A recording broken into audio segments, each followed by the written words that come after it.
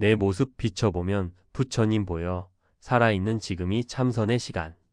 반찬거리 사면서도 부부싸움 하면서도 자기를 반조하십시오. 또 한철 가을이 지나가고 있습니다. 대자연의 이치는 어김이 없습니다. 우주의 대자연은 제 갈 길을 어김없이 가는 것입니다. 소나무가 변함없이 서 있고 개울물 흐르고 바윗돌들이 아름다운 저 산은 산이기에 앞서 대자연입니다. 그래서 저 산에서도 대자연의 순리대로 끝없는 변화가 계속되고 있는 것입니다. 해가 뜨고 지고 하는 것도 대자연의 말없는 변화고, 산이 변화 속에 사시사철 모양을 바꾸는 것도 대자연의 호흡입니다. 해와 산과 나무와 개울물만 자연인 것은 아닙니다. 우주 속의 모든 것이 자연입니다. 대자연인 것입니다. 그렇다면 그 대자연 속의 인간은 무엇이냐? 인간은 소자연입니다. 우주의 대자연과 다를 것이 없지만 소규모의 자연입니다. 우리의 몸뚱이는 대자연 속의 소자연이란 얘기입니다. 모든 것을 다 갖추고 있는 소자연 말입니다. 주부님들이 살림살이를 해 나가는 데 있어 큰 살림이니 작은 살림이니 나눠서 말하지 않습니까?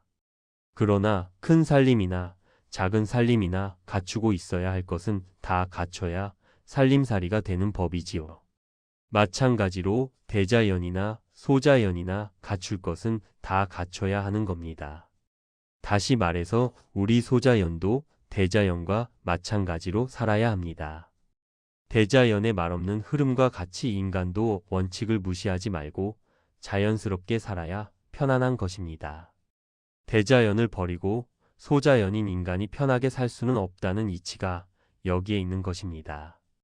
대자연을 정복한다는 것이나 보호한다는 것도 소자연 단속이 앞서야 가능한 것입니다. 소자연인 인간은 자연스럽지 않은데 대자연을 정복하거나 보호하는 일이 가능하겠습니까? 내 소자연을 못 다루면서 어떻게 마음대로 대자연을 부릴 수 있겠습니까? 소자연인 나 자신을 먼저 다스릴 줄 알아야 하는 겁니다. 어떻게 하는 것이 소자연인 나 자신을 잘 다스리는 것일까요? 소자연의 완성이 곧 대자연의 완성인데 어떻게 소자연을 완성시켜야 하느냐? 이 문제를 풀어낸다면 대자연도 없고 소자연도 없는 대각의 경지로 오를 수 있을 것입니다. 소자연의 완성, 다시 말해서 나의 완성을 위해 꾸준히 참선을 해야 합니다. 대승적 수선을 해야 하는 것입니다. 대승적 수선이란 무엇입니까? 대승적으로 선을 닦는 것입니다. 대자연의 완성을 자연스럽게 만들어 내는 그런 선을 닦아야 한다는 말입니다. 그것이 부처님이나 역대조사 여러 큰 스님들의 길을 오늘의 우리도 똑같이 가는 겁니다. 그 길을 가기 위해 우리는 스스로의 성품과 행실을 돌아볼 줄 알아야 합니다. 반조하는 삶을 살아야 한다는 것입니다.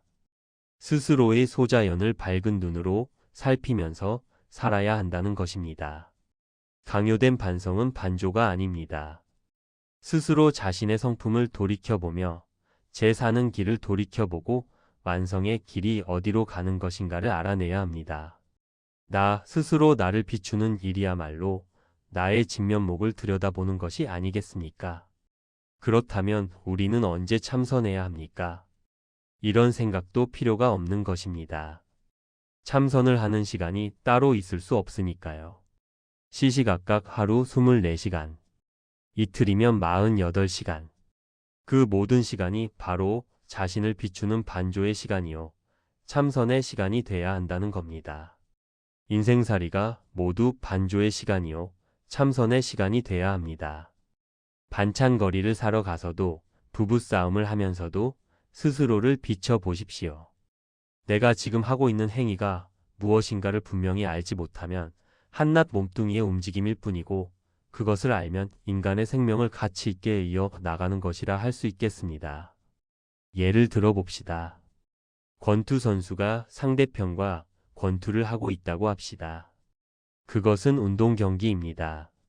그러나 그 운동 경기를 하는 선수가 자신의 행위를 비춰보지 않고 상대편을 무작정 이기기만 하려 한다면 그것은 싸움질이 될 뿐 운동 경기가 되지는 못하는 것입니다.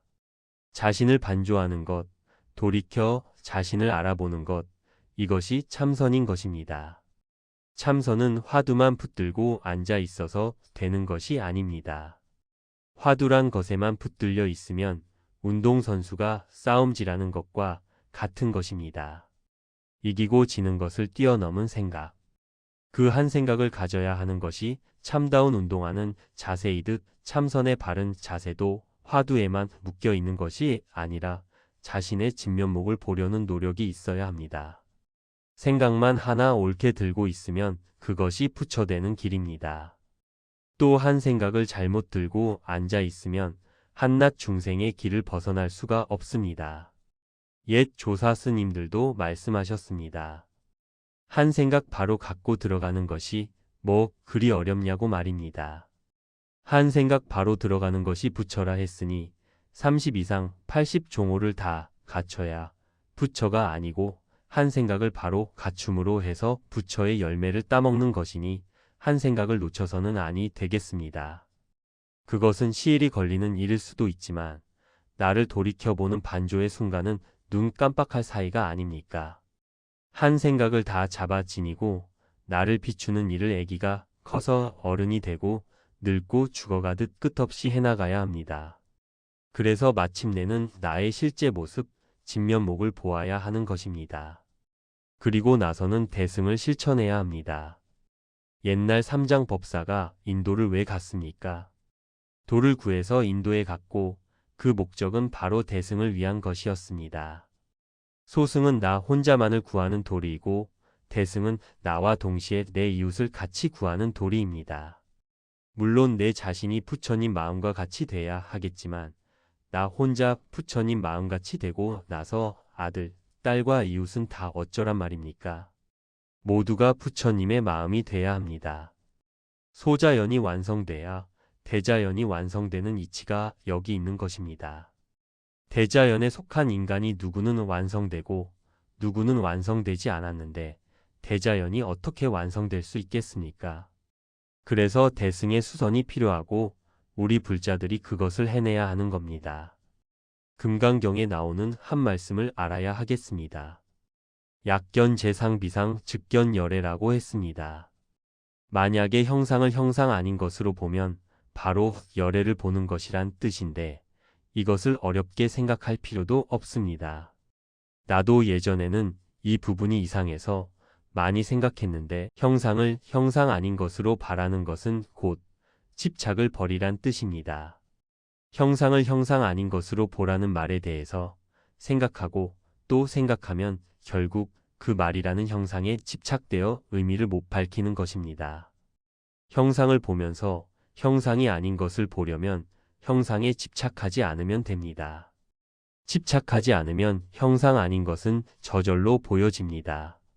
무라거나 이 먹고라거나 하는 1700의 공안이 다 무엇입니까? 집착을 끊으라는 것 아닙니까? 우리가 참선의 길을 바르게 걷기 위해서는 무엇이 필요합니까? 바로 스스로를 비추는 일이 필요합니다. 어두운 곳에 앉아서 내 얼굴에 내 옷에 무엇이 묻었는지 보입니까? 밝은 곳에 앉아 있어요. 내 얼굴에 묻은 흙과 내 옷에 묻은 오물이 보이지 않겠습니까? 스님, 화두를 생각하면 일이 잘 안 되고 일을 하려면 화두가 생각나지 않으니 어쩌면 좋습니까? 라는 질문을 자주 듣습니다. 그것은 길을 잘못 들어섰기 때문입니다. 참선의 길을 잘 못 찾아든 것입니다. 부처님께서는 늘 참선하라고 하셨지요. 여기서 한 이야기를 들려드리겠습니다. 사리불 존자가 나무 밑에 앉아 참선을 하고 있었습니다. 그 옆을 유마거사가 바삐 지나고 있었죠. 꼼짝도 않고 앉아있는 사리불을 보고 유마가 그냥 지나갈 리가 없었겠지요. 여보시오 사리불 존자 하고 부르니까 그제서야 사리불이 눈을 뜨고 아니 처사님 어디를 가십니까? 하고 인사를 했겠지요. 유마는 존자님 참선하느라고 지나가는 사람도 못 보고 도대체 참선을 어떻게 하는 것입니까? 하고 물었습니다. 아무것도 생각 않고 손끝 발끝 하나 꼼짝 않고 그렇게 앉아 있는 것이 참선이요. 아휴, 안타깝습니다. 이 세상에서 탐진치를 나타내지 않는 것이 참선이요. 그렇게 말하고는 유마는 가던 길을 가버렸습니다. 이 세상에서 탐진치를 내지 않고 사는 게 참선이라니. 이 뜻을 우리는 알아야 합니다. 여러분은 어떻게 탐진치를 나타내지 않고 사시겠습니까? 방법이 있습니다. 그것은 바로 자신을 비춰보는 것입니다. 자신을 환히 비춰보는데 더러운 것이 묻었으면 그것을 빨리 닦아내지 그냥 놔둘 수는 없지 않습니까?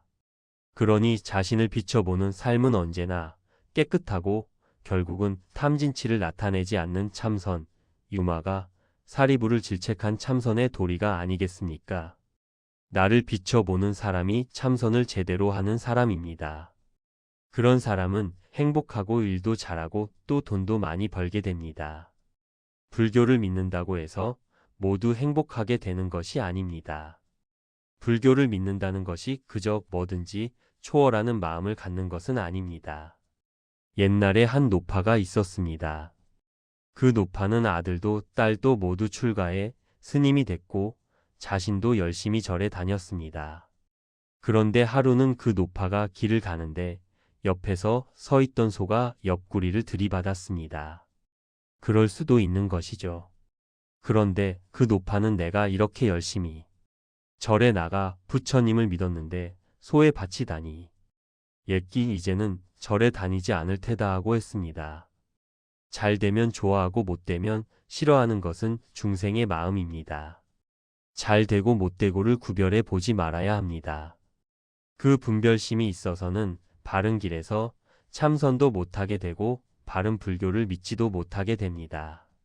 형상을 보지 말고 형상 아닌 것을 보라고 앞에서 말했습니다만 형상도 형상 아닌 것도 봐서는 안 됩니다. 그것을 둘로 나눠 놓고 보느니 안 보느니 하면 아무것도 안 되는 것입니다. 집착입니다. 그 집착에 무거운 짐을 벗지 못하면 끝내 밝은 마음을 못 얻게 됩니다. 집착 속에 헤매는 사람은 절대 자신을 비춰볼 수가 없는 것입니다. 그 노파가 소에 바쳤다고 절에 안 나가면 어쩌란 말입니까? 불교는 그런 것이 아닙니다. 참선의 길, 대승적 수선의 길은 그런 것이 아닙니다. 스스로의 모습을 스스로 비춰보며 사는 것이 불교요, 참선이요, 대승적 수선인데 사람들은 부처님이 신장들이 조사들이 깨닫게 해주고 복도 주고 그러는 것이 불교인 줄 알고 있으니 문제입니다. 앞에서도 누누이 강조했다시피 자신의 모습을 비춰봐야 합니다. 어리석게 비춰지면 지혜롭게 살려고 정진해야 하고 티가 묻었으면 닦아내야 합니다. 그래서 항상 밝고 깨끗한 자신의 모습을 지켜가야 하는 겁니다. 그것이 바른 참선의 길이니 여러분은 그 길로 가야 합니다. 그래서 이웃에게 그 길을 안내해야 합니다. 인간의 일입니다. 어김없이 진행되는 대자연의 순리처럼 인간, 즉 소자연도 어김없이 더러움 없이 그렇게 완성되어야 한다는 것입니다. 생각이 일어나고 생각이 없어지는 것이 곧 생사요. 일어나지도 없어지지도 않는 것이 곧 열반이다. 생사와 열반이 누구를 말미암아 있는 일이냐. 옛날부터 오늘날까지 손등과 손바닥이니라. 1996년 6월 23일 입적한 승찬 스님이 남긴 임종계이다. 승찬 스님은 효봉, 구산 스님으로 이어지는 송광사의 근대 승맥을 잇는 인물이다. 평남 개천 출신인 승찬 스님은 동국대 국문과를 중퇴하고 1947년 10월 지리산 칠부람에서 효봉 스님을 은사로 출가했다. 송광사 초대이대 방장을 역임한 구산 스님은 절집안에서 그의 형님뻘이고 법정 스님, 시인 고은씨 등은 아우가 된다. 1960년 통영 미래사의 주지가 된 승찬 스님은 이후 충무용화사, 순천 송광사 등 중요 사찰의 주지를 역임했으며 조계종 중앙종회 의원, 중앙감찰위원 등으로 종단 운영에도 참여했다. 1984년 조계총림 제3대 방장으로 추대된 승찬 스님은 이후 효복문도회 회장, 보조사상연구원 총재, 전국 불의회 총재 등으로 한국 불교의 한 축을 형성하는 송광사 문중을 이끌어왔다.